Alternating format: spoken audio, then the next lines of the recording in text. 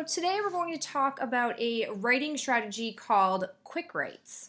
Essentially, a quick write is an open response to an open-ended question that requires writers to respond to a prompt for anywhere from 2 to 10 minutes. It all depends on what the prompt is and how long you would like them to be writing.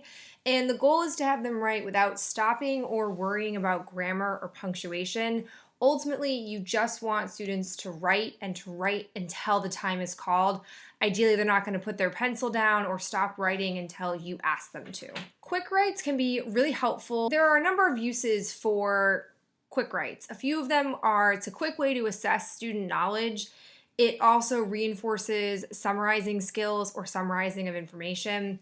It promotes reflection. It can get students to really start to think about and engage in the metacognition level of thinking.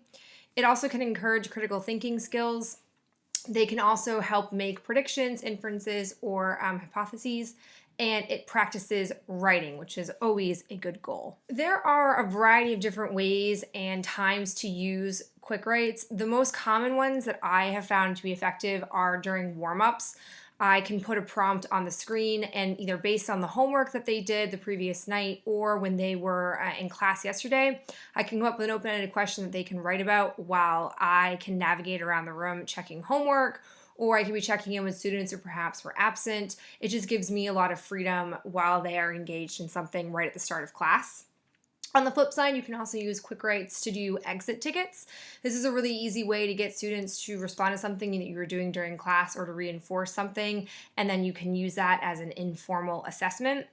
And then the third strategy that I have found helpful when using quick writes is for brainstorming.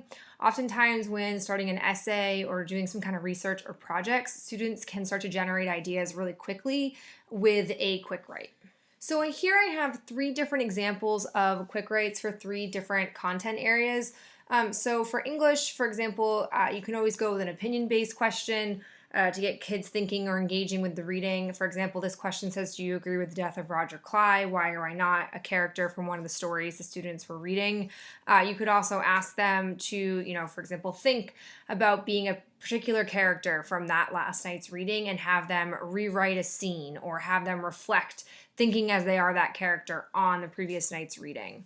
For an art class, you could have them, look at a painting or a piece of art and have them think about what emotions are being conveyed, or you could have them react to what they think about that piece of art in front of them. Or even in a science class, you might, when you're about to start an experiment, have them brainstorm different ideas or strategies for how to tackle the research at hand in order to get the most practical or beneficial data. So again, I know this was short and sweet. It's just a brief overview on quick writes. If you have any questions or any quick write strategies that you have used in your class, please feel free to post them in the comments down below. And I hope you enjoyed learning about quick writes today.